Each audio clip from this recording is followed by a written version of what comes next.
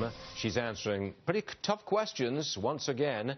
I've got a clip from just a couple of minutes ago. Roll it. Those deaths occurred because our ship, GM, has some problems that can't be fixed overnight.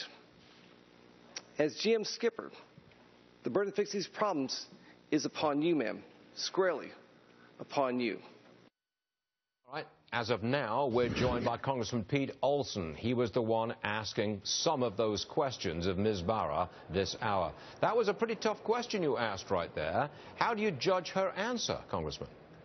Well, Stuart, thank you so much for having me. And as a man that had a great Father's Day with 6 kids, you had to have a great Sunday.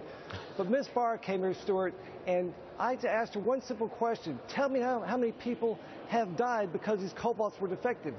She said 13. Yet, Stuart, on the wall behind us, there were 15 photographs of Americans who have been killed by these vehicles. That's outrageous. They can't tell us the truth. So that's all we want, the truth. Well, what do you want to have done with General Motors? If you say, look, they're not telling us the truth, they're stonewalling, they're delaying here, what do you want to have done with General Motors? They're making some progress, Stuart. I mean, the fact that they hired an outside investigator who got free reign of GM's progress. But again, we want the truth. I just want to know how many people have died. One simple question. How many people have died because of defective vehicles? That's it. That's all I want to know. And as a corollary to that, tell us how many people have been injured. Simple questions. Do you think that Mary Barra and General Motors generally, they want to limit their liability? If they come out and say, well, it might be 200 dead and 10,000, I mean, just supposing they said that, that's unlimited liability. You can't expect them to say that, now can you? They've got to limit how much they're going to have to pay out. Stuart, I expect the truth. That's all I'm asking for. That's all we're asking for here in the House. The truth about these injuries, these deaths that occurred because of these defective cobalts.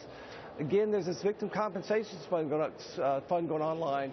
I asked Ms. Barra, how much is that going to be? Capped. Mr. Feinberg, who had the whole thing with the Keystone, with the Macondo spill, he's in charge of this fund, solely in charge of it. That's kind of scary. Okay. How about this for a question? Was the bailout of General Motors, at the time of the government takeover, the bailout of General Motors, do you suspect that they knew about this safety problem but swept it under the rug to get the bailout done? Do you have any suspicion like that? Little suspicions. Again, we just don't know, Stuart. That's all we're trying to find out is the truth. First of all, tell us how many people have been killed by these defective vehicles, pure and simple. Okay. How many people have been injured by these defective vehicles? Now, that's all we're asking. You've been there since 10 o'clock Eastern Time this morning. You've been in that hearing for 2 hours. You've been asking the questions. What's your judgment of Ms. Barra's responses and her performance today?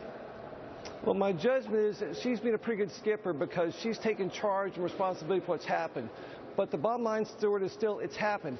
People have died because these vehicles were defective.